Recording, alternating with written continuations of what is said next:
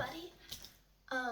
My name's Roxy, and for the past 2.5 years, me and my family have been traveling the world. And today I'm just going to be answering my most asked question. First, I'm going to give a little story. When I was 11, it was 2021, during COVID, our family had just bought a brand new house. Like, we built it, all of that. And then during COVID, when everything was shut down and everyone was out of work, we went and we were just like camping a bunch and being outside a lot, and realized we really loved it. So we took our house and sold it, our brand new house. We had had it for like 6 months. We sold it. After we sold it, we moved into a trailer and traveled around the US from 2021 to 2022.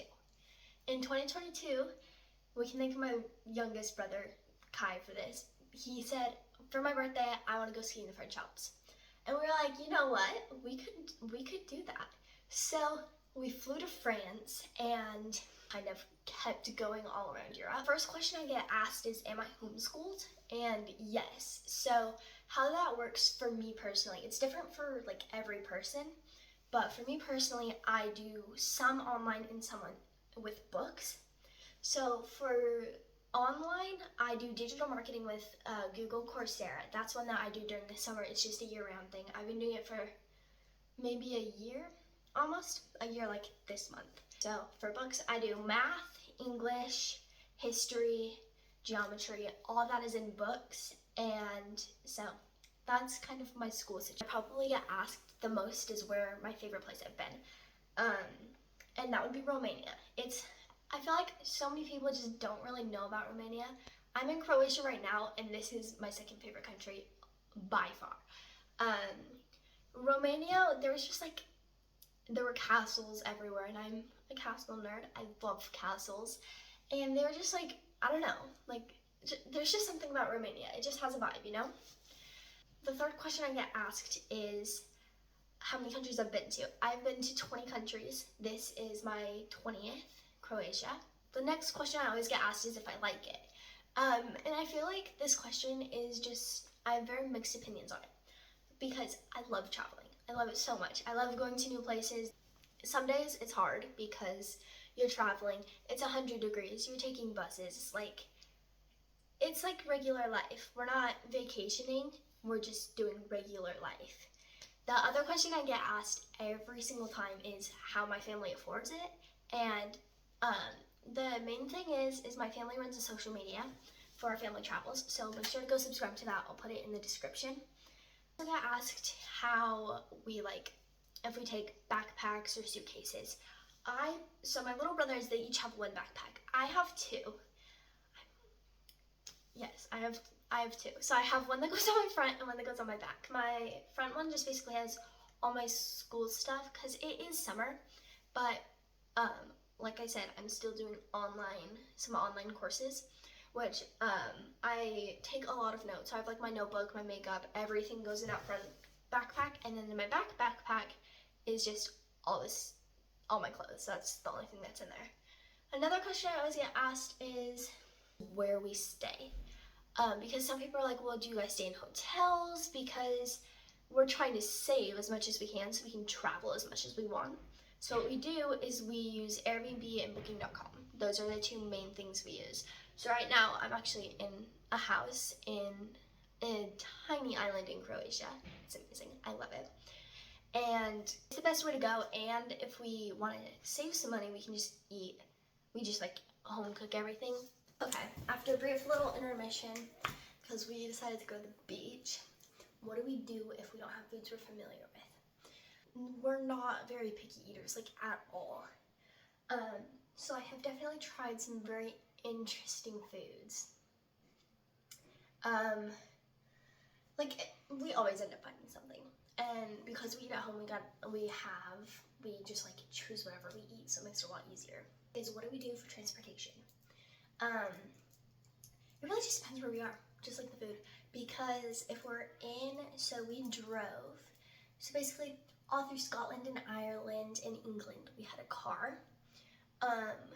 But in Spain, did we have a car in Spain? No, Spain we had public transit.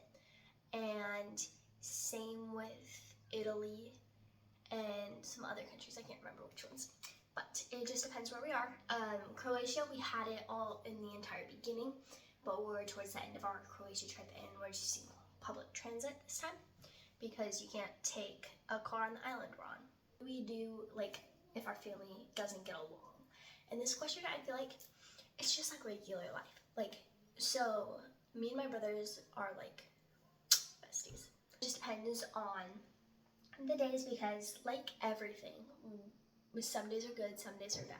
What do we do with liquids?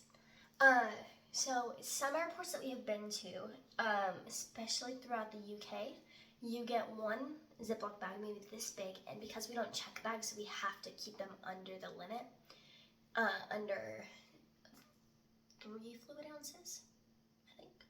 Yeah, I think that's what it is. So we have the little Ziploc baggies. Here's my liquids bag. It also has my perfume in it usually, but because I'm at a house right now, it's not there. So this is how big they are. This is one that an airport gave us. So each person gets one of these. If your stuff cannot fit in it, you're screwed. That's kind of the truth of it, sadly.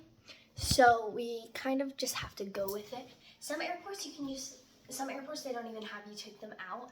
It's just easier to have it all in one bag that you know. That way, if you do get held up in security, you have that. Because it's not very fun when you're standing there like security. What is if I get motion sick?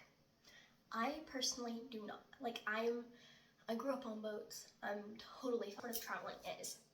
And I would honestly say the language barrier. It makes it really difficult, especially because there's just so much. Like if you see someone who has a really cute outfit and you want to ask where it's from, it's really hard because you're like, I don't know what you're saying.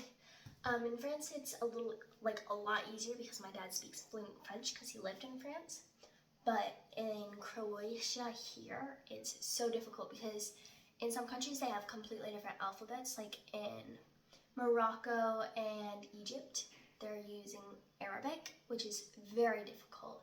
So we try to learn some words as we go, mostly just please and thank you, excuse me, just like kind of the basics, but it's kind of difficult. So I know how to say thank you in like so many languages. But that's basically just how we do it. What happens when you miss your friends? Lucky for me, I have a phone, which is what I'm filming on right now. But it is sometimes difficult because it's like if you're like, oh my gosh, I want to show my best friend this. But you're on the other side of the world, so I'm in a completely different time zone. Like that's why I text and use Marco Polo. If you guys have any more questions you'd like me to answer, put them in the comments because I would love to answer any of them. And thank you so much for watching. I'm going to make a lot more long form videos because I feel like it's so fun.